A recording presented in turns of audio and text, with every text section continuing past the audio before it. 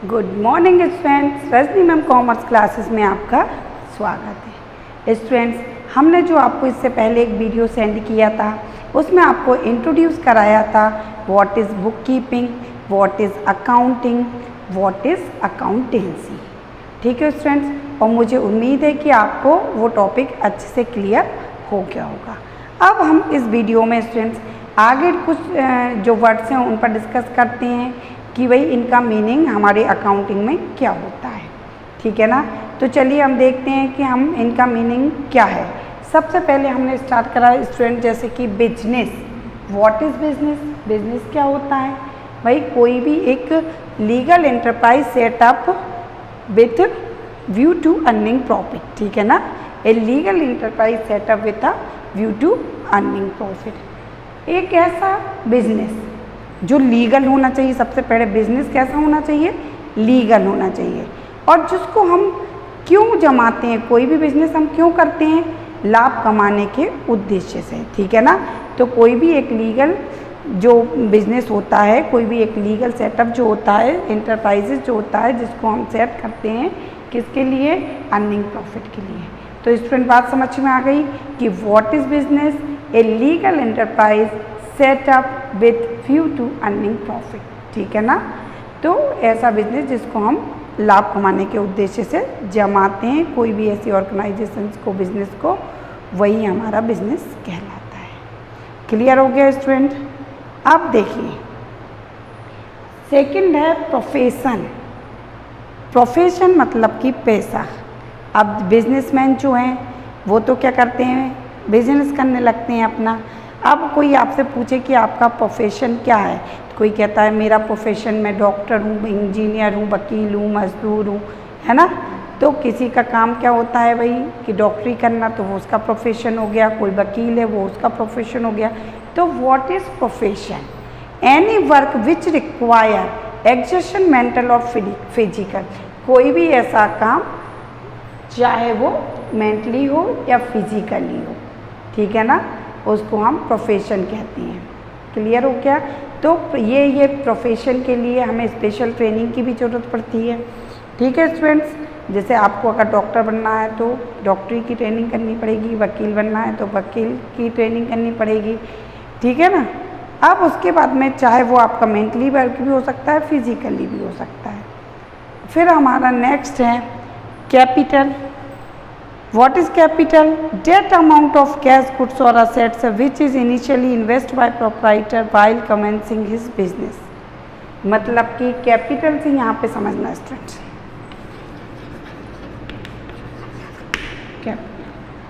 ऐसा कोई भी काम, ऐसा कैपिटल का मतलब होता है कि जब आप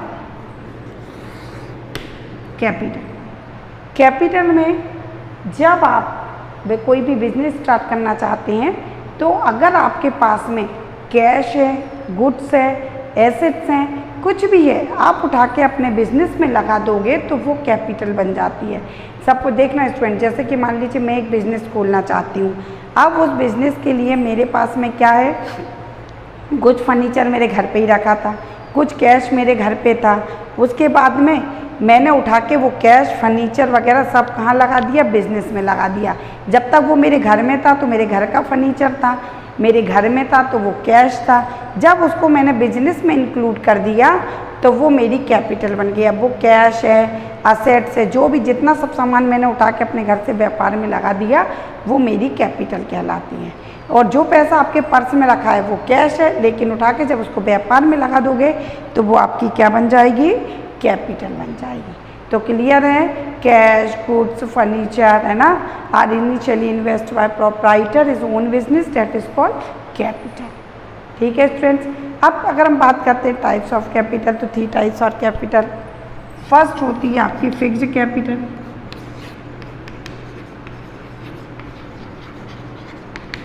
फिक्स्ड कैपिटल। सेकेंड होती है फ्लोटिंग कैपिटल।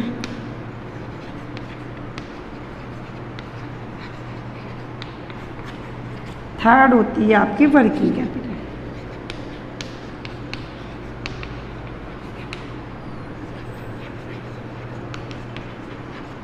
Working capital. तो सबसे पहले हम डिस्कस करते हैं fixed capital.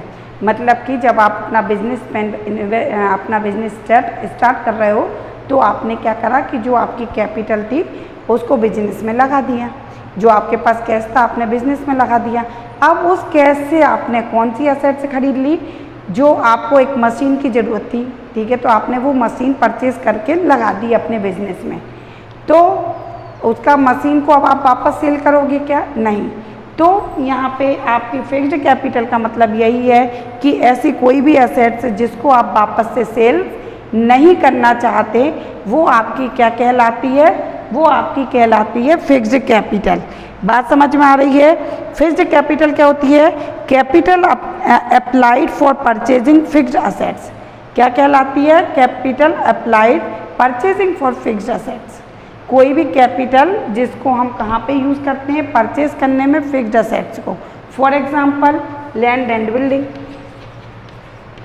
Land and building.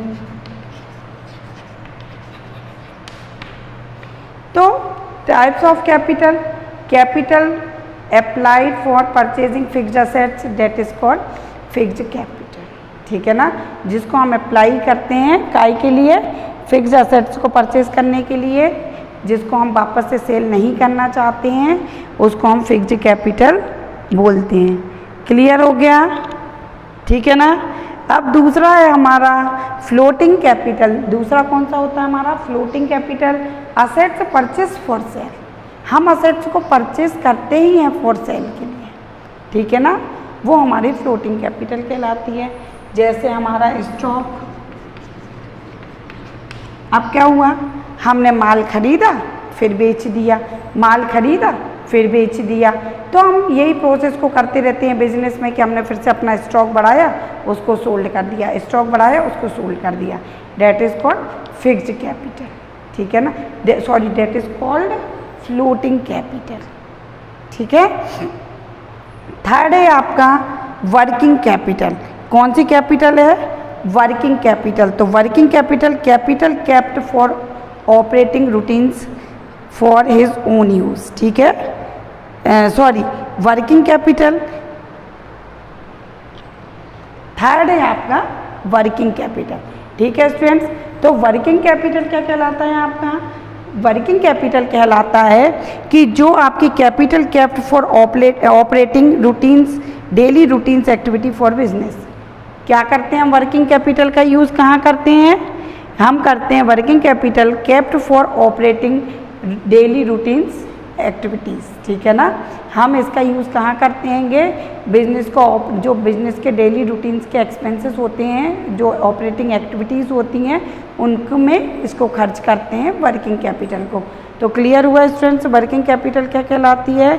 जो भी हम इसको कहाँ यूज़ करते हैं, इस वर्किंग कैपिटल को रूटीन्स के एक्सपेंसेस को पेड करने में, रूटीन्स की एक्टिविटीज़ को पेड करने में। तो ये तीनों पॉइंट स्टूडेंट्स अच्छे से समझ में आ गए होंगे आपको। फर्स्ट था हमारा, फर्स्ट जो हमारा था वो कौन सा था? फर्स्ट था हमारा फिक्स्ड कैपिटल। फिक्स्ड कैपिटल में हम क्या करते थे? कैपिटल अप्लाइड करते थे for purchasing fixed assets not for sale. Second था फ्लोटिंग कैपिटल। फ्लोटिंग कैपिटल में हम assets purchase for sale, assets को परचेज करते थे फॉर सेल के लिए। इसमें capital kept in paid in routines expenses, ठीक है ना। इसको हम किसके लिए बचा के रखते हैं? रूटीन्स के एक्सपेंसेस को पेड करने के लिए। तो क्लियर हो गया, हमारे तीनों कैपिटल कंप्लीट हो गई। अब हम नेक्स्ट टॉपिक पर आते हैं, डेटर्स, ठीक है स्टूडेंट्स। 2 वर्ड्स आते हैं, एक डेटर्स एक क्रेडिटर्स। तो debtors, those person are institution to whom goods are sold on credit or money or services are lent till the full payment, ठीक है student. Debtors, those person or institution to whom goods are sold on credit or money or services or lent till the full payment is received। Debtors कौन होते हैं?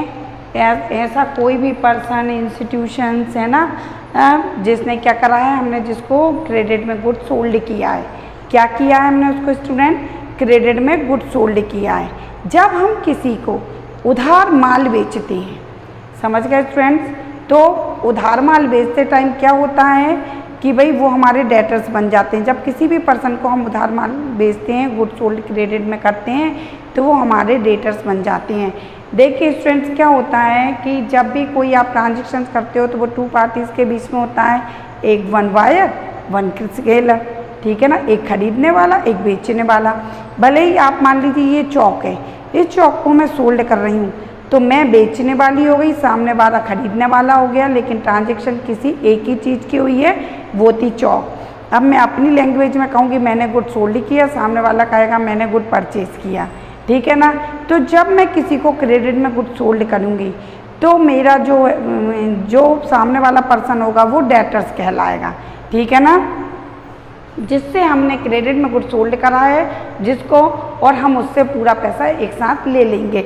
ये है, मान लीजिए एक बार ये मेरी शॉप है, मैंने इसको क्रेडिट में गुड सोल्ड कर दिया, एक बंदा है, इसको मैंने क्रेडिट में गुड सोल्ड कर दिया तो ये मेरा डेटर्स बन गया। और जहाँ से मैं क्रेडिट में गुड्स परचेज करके लाऊंगी, ये मैंने सोल्ड किया। अब मैं जहाँ से मैं क्रेडिट में गुड्स परचेज करके लाऊंगी, तो ये मेरे क्रेडिटर्स हो जाएंगे। ये जो बंदा है इसको मुझे पेड करना पड़ेगा और ये जो बंदा है इसको मैं पेड करूँगी। तो वो जो मुझे पेड करके जाएगा वो मेरे डेटर्स हो गए, जिसको मैं पेड करूँगी वो मेरे क्रेडिटर्स हो गए। आ रही बात समझ में student? What is debtors, what is creditors?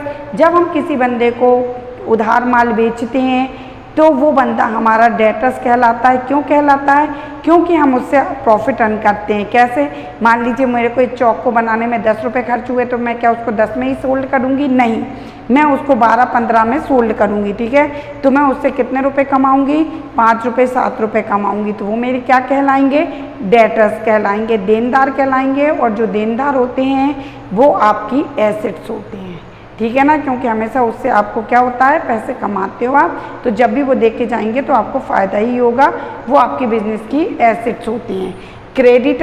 Creditors मतलब लेनदार, जिससे आपने उधार माल खरीदा है, अब आपको उसको कभी ना कभी पेमेंट करना ही पड़ेगा, तो वो आपके लेनदार हैं, आपको उनको पैसा चुकाना पड़ेगा, ठीक है। तो जब आप क्रेडिट में गुड्स को परचेज करते हो तो आपकी लायबिलिटी बनती है क्रेडिटर्स की, आप सामने वाले को पेमेंट करो। जब आप क्रेडिट में परचेज करते हो तो आपकी लायबिलिटी क्रिएट होती है, जब क्रेडिट में गुड्स सोल्ड करते हो तो आपकी एसेट्स बनती है, ठीक है। अब हम क्रेडिटर्स के लिए देखते हैं students. Person from whom goods are brought on credit on services are received on creditors are called creditors till the full payment is made. क्या हुआ? क्रेडिटर्स क्या कहलाते हैं आपके? Person from whom goods are brought on credit on services or received on credit are called creditors till the full payment is made। आप क्या करते हो? कोई भी ऐसा व्यक्ति जिससे गुड्स को क्रेडिट में से खरीदते हो वो आपके क्रेडिटर्स कहलाते हैं, उसको फुल पेमेंट आपको करना पड़ता है। तो आपको डेटर्स और क्रेडिटर्स स्टूडेंट दोनों समझ में आ गए होंगे। What is debtors, what is creditors? Debtors जो होते हैं जिसको हम क्या करते हैं, ऐसा कोई भी पर्सन ऑर्गेनाइजेशन जिसको हम गुड्स सोल्ड करते हैं और उससे क्या करते हैं, उससे हम फुल पैसा रिसीव करते हैं। क्रेडिटर जिसको हम गुड्स परचेज करते हैं और उसको फुल पेमेंट करते हैं। तो ये हमारे डेटर्स और क्रेडिटर्स हैं। नेक्स्ट टॉपिक है हमारा students bad debts. If the amount due from debtors is irrecoverable is called bad debts. मतलब कि ऐसा कोई भी अमाउंट जो हमें देनदारों से मिलना था, सपोज़ मैंने आपको 10,000 रुपये का गुड सोल्ड कर दिया, अब मुझे आपसे 10,000 रुपये मिलने थे, लेकिन आपने मुझे 6 ही दिए, तो 4 मेरे कैसे रह गए? लेना बाकी रह गए। अब आपने कहा मैं नहीं दे पा रहा, आपने मेरा पैसा खा लिया, तो जो पैसा मेरा डूब गया that is called bad debts, ठीक है ना। जो इरिकवरेबल रह गया, जिसको अब हमें जो पैसा नहीं मिल रहा है, जिसको हम कवर नहीं कर पा रहे, वो बैड डेब्ट्स कहलाता है। Bad debts is a loss of business. Bad debts business का लॉस है। क्लियर हो गया, समझ में आ गया स्टूडेंट्स कि बैड डेब्ट्स क्या है? बैड डेब्ट्स बिजनेस का लॉस होता है, ठीक है। तो अभी तक हमने क्या क्या स्टडी की है स्टूडेंट? डेटर्स, क्रेडिटर्स, बैड डेब्ट। अब इसके बाद में स्टूडेंट्स हमारा न्यू जो टॉपिक है वो टॉपिक है हमारा वाउचर। क्या कौन सा टॉपिक है? Voucher. What is voucher? Voucher क्या होता है आपका? एक रिटर्न डॉक्यूमेंट्स या सर्टिफिकेट होता है। वाउचर क्या होता है? एक रिटर्न डॉक्यूमेंट्स या सर्टिफिकेट होता है जो क्या वेरीफाई करता है? बिजनेस ट्रांजेक्शन को। जो क्या वेरीफाई करता है? बिजनेस ट्रांजेक्शन को। तो कोई एक रिटर्न डॉक्यूमेंट्स जो ये वेरीफाई करता है कि आपने किसी से गुड्स परचेज किया, क्रेडिट में सोल्ड किया, या आपने गुड्स रिटर्न किया, गुड्स सेल से रिटर्न किया, परचेज रिटर्न किया, तो ये सारी बातें वेरीफाई करता है। जिससे आप स्लिप होती है ना, वही डॉक्यूमेंट्स होते हैं, वही वाउचर होता है जिसमें आपको मिलता है कि आपने इतने का गुड्स परचेज किया, इतने का सोल्ड किया। Clear student? तो वो हमारा वाउचर कहलाता है। उसके बाद हम बात करते हैं असेट्स। तो बिजनेस में आप जो भी इन्वेस्ट करते हो वो आपकी क्या कहलाती है? असेट, कैपिटल कहलाती है। जब बिजनेस में हम कैश को, गुड्स को जो भी लगा देते हैं वो हमारी कैपिटल कहलाती है। अब असेट्स क्या कहलाती है? तो असेट्स में हम सबसे पहले डिस्कस करते हैं। तो असेट्स क्या होती है? तो असेट्स देखिए, लैंड एंड बिल्डिंग, उसके बाद में machinery, debtors, bills रिसीवल, bills payable, तो बिल्स रिसीवल, और उसके बाद में ये सब हमारे क्या होती है? असेट्स होती है। स्टॉक है, कैश है, तो ये हमारी क्या होती है? एसेट्स होती है। तो हम बात करते हैं सबसे पहले फिक्स्ड एसेट्स की। तो what is fixed assets? Assets purchase और required long term use. Assets जो हम परचेज करते हैं काय के लिए? कि हम उसको लंबे समय तक यूज करते रहें। That is called fixed assets. Assets require are long term use, that is called fixed assets. कैसे? मान लीजिए अब हमें एक बिज़नेस खोलना था, उसके लिए एक प्लॉट चाहिए था, तो हमने प्लॉट को परचेज़ किया, उस पर बिल्डिंग भी तैयार कर ली, तो हम उसका यूज़ काय के लिए कर रहे हैं? लंबे टाइम तक यूज करने के लिए। तो वो हमारी फिक्स्ड एसेट्स हो गई, जिसका उपयोग हम लंबे समय तक करेंगे, वो हमारी fixed assets. Current assets, assets use for producing goods और operating business are called current assets और फ्लोटिंग एसेट्स। फ्लोटिंग एसेट्स क्या होती थी? कि हम असेट्स को परचेज करते थे फॉर सेल के लिए, फ्लोटिंग कैपिटल होती थी, असेट्स परचेज फॉर सेल। तो ऐसे ये होती है हमारी कि जो करंट असेट्स होती है हम उसका काय के लिए यूज़ करते हैं? बिजनेस में बिजनेस को ऑपरेट करने के लिए। तो वो हमारी करंट असेट्स होती है। जैसे हमने गुड्स परचेज किया, फिर से सेल कर दिया, तो वो हमारी क्या हुई? करंट असेट्स हुई। कैश को कहीं पे इन्वेस्ट किया, फिर से वापस कैश बन गया, फिर उसको इन्वेस्ट किया, फिर कैश बन गया, तो ये हमारी करंट असेट्स होती है, जिसको हम 1 ईयर के अंदर कैश में कन्वर्ट कर लेते हैं। 1 साल के अंदर हम कैश में कन्वर्ट कर लेते हैं। उसके बाद में अगर हम असेट्स की बात करें तो टेंजिबल, इंटेंजिबल, कुछ असेट्स ऐसी होती हैं जो हमें दिखाई देती हैं, जिसको हम सीन कर सकते हैं, टच कर सकते हैं, that is called tangible assets, जो हमें दिखाई देती हैं। जैसे ये दिख रही बिल्डिंग दिख रही है, फैन दिख रहा है, फर्नीचर दिख रहा है, तो ये हमारी कौन सी असेट्स हैं? Tangible assets. और अगर अब हम बात करें इंटेंजिबल असेट्स, जो हमको ना तो दिखाई देती, जिनको ना हम छू सकते ना टच कर सकते हैं। अब आप लोग कहोगे कि क्या मैम ऐसी कोई एसेट्स होती है? होती है। गुडविल, गुडविल मतलब कि आपकी प्रसिद्धि, ख्याति।